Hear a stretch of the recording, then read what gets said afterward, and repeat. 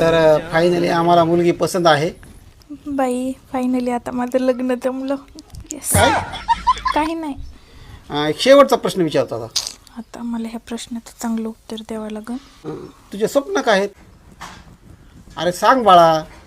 माझे स्वप्न खूप मोठा तर माझे स्वप्न जर ऐकले तर तुम्ही पळून जाताना आणि माझं लग्न तुटून लय मेहनतीने जमलंय. मी नाही सांगू शकत, सॉरी. अरे स्वप्न ऐकून कोणी पळून जात असतं काय? सांग बिंदास.